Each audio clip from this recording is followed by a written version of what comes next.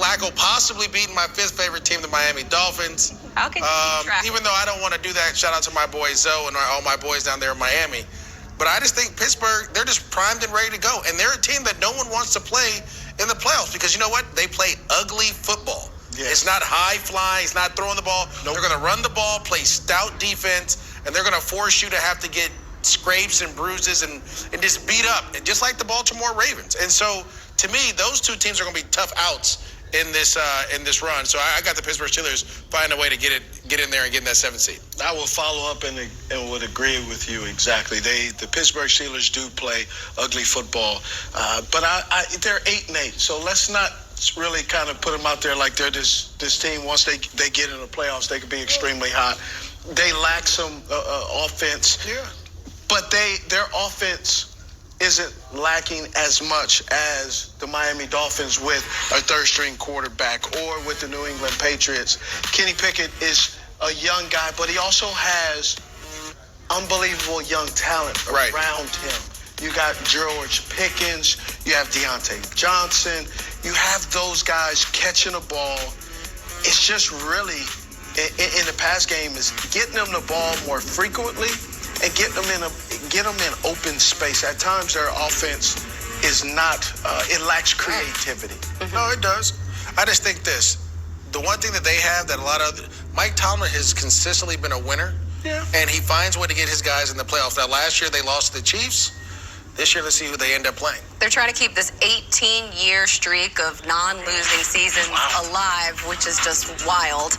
But we're going to get back to Duval coming up after this. You got to say Joshua Dobbs. You do it. Duval! Tonight.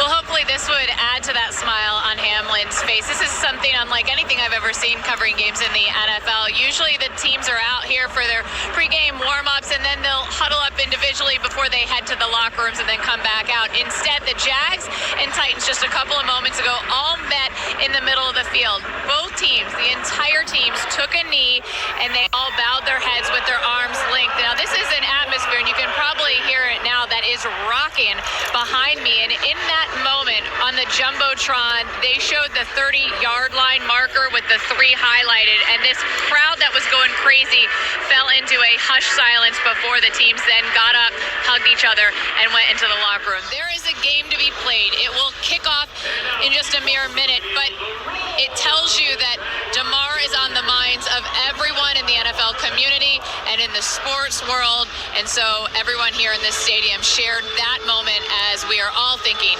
about Damar Hamlin and just thrilled that he is doing so well. Colleen. Especially this first game day back after everything happened on Monday night. Sarah Walsh with the latest from Jacksonville ahead of Titans and Jags. We have so much to break down in this game, and we're just so happy that we can do it after hearing the news that Damar Hamlin is doing better. Obviously, the breathing tube is out. He's got a smile on his face. He's addressing teammates. He's talking with family. So that is honestly the most important thing. Secondary, though, here is the final week of the regular season before playoffs begin, and Titans-Jags, they're playing for the AFC South title. Trevor Lawrence has turned things around, really, for this Jags team. He's been playing incredibly well over the stretch. And then Joshua Dobbs, who we saw last Thursday night in his first career start against the Cowboys. He didn't get the win last week, but he made some nice plays. And tonight he'll make his second career start in a very pressurized game situation, trying to get into the playoffs. As you can see here, the Titans, they've dropped 6 straight games. And during that losing streak, Tennessee is averaging less or fewer than 15 points per game. And now they're turning to Josh Dobbs, who gets that second career start against Jacksonville with the AFC South title on the line. There's a lot at stake here, and just kind of after watching Joshua Dobbs last week against the Cowboys, he made some nice plays. He dropped that dime to Robert Woods, but also there were some mistakes as well. So what do you expect from him tonight in just a huge spotlight game? What I'm really expecting from Josh Dobbs is to push the ball down the field. The Tennessee Titans offense, it all revolves around Derrick Henry. This offense is ran through, and it flows through Derrick Henry.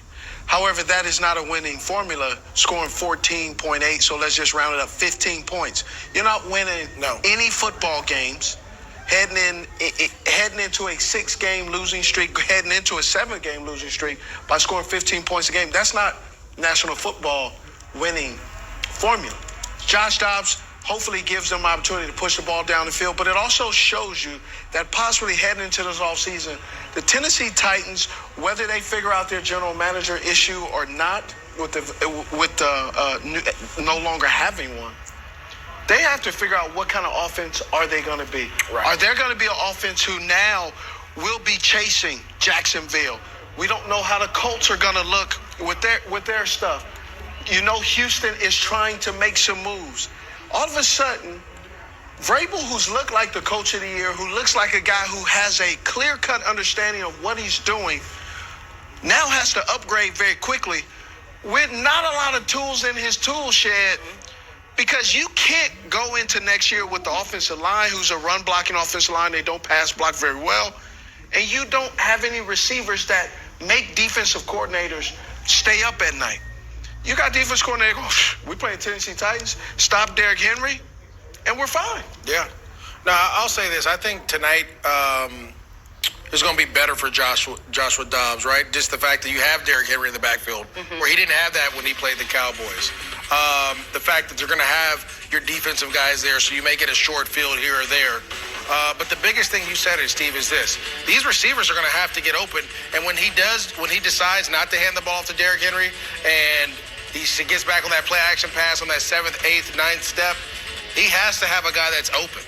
And if there's no one that's open, there's going to be a pass rush situation, because like you said, this offensive line, they're not the best pass blockers, where the Jags are starting to get better at rushing the passer. And so all of a sudden, you're now put in to be the guy. I believe that he can be the guy. I believe that he has a skill set to do it. Okay. I don't think he's going to be a Patrick Mahomes or anything, but he has a skill set to help them be a bridge guy going forward.